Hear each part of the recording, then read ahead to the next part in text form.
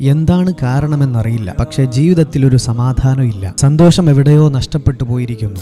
വലിയ പ്രതീക്ഷയോടെ തുടങ്ങിയ പലതും പരാജയപ്പെട്ടു പോകുന്നു. ജീവിതം തന്നെ മടുത്തു പോകുന്ന അവസ്ഥകൾ വരാറുണ്ടോ? ഒന്നൊറ്റയ്ക്കൊന്ന് ആലോചിച്ചു നോക്ക്. ജീവിതയാത്രയിൽ ആരുടെയെങ്കിലും കണ്ണുനീരിന് കാരണമായിട്ടുണ്ടോ എന്ന്. ഒരാളുടെ കരഞ്ഞു കലങ്ങിയ കണ്ണുകൾക്കും തകർന്ന് തരിപ്പണമായ ഹൃദയത്തിനും കാരണം നീയാണെങ്കിൽ അതിന് പലിശ ചേർത്ത് തിരിച്ചടി കിട്ടുമെന്നാലോചിക്കുക. അത് നീ ആക്രമിച്ച, നീ വേദനിപ്പിച്ച ആളിൽ നിന്ന് തന്നെ ആവണമെന്നില്ല. നീ ഒരിക്കലും പ്രതീക്ഷിക്കാത്ത ആളിൽ നിന്നായിരിക്കാം. ജീവിതത്തിന്റെ സായാഹ്നത്തിൽ മാരകമായ അസുഖങ്ങളെ കൊണ്ടായിരിക്കാം. അഭിമാനത്തോടെ ജീവിച്ച, സമ്പൽ സമൃദ്ധിയിൽ ജീവിച്ച നീ ദാരിദ്ര്യത്തിന്റെ പടുകുഴിയിലേക്ക് എത്തിപ്പെടാം. നബി സല്ലല്ലാഹു അലൈഹി വസല്ലമ തങ്ങൾ പറഞ്ഞ വാക്ക് ദഅവത്തുൽ മദ്ലൂം, ആക്രമിക്കപ്പെട്ടവന്റെ പ്രാർത്ഥന. ആരെങ്കിലും നമ്മളെപ്പറ്റി റബ്ബിനോട് കരഞ്ഞുകൊണ്ട് പറഞ്ഞിട്ടുണ്ടെങ്കിൽ ആ വാക്കിന്റെ പ്രതികാരം നമ്മൾ അനുഭവിക്കേണ്ടി വരും. ജീവിതാന്ത്യം വരെ നിങ്ങൾക്ക് സമാധാനം വേണോ? ഒരാളുടെ കണ്ണുനീരിനും കാരണമാവാതിരിക്കുക.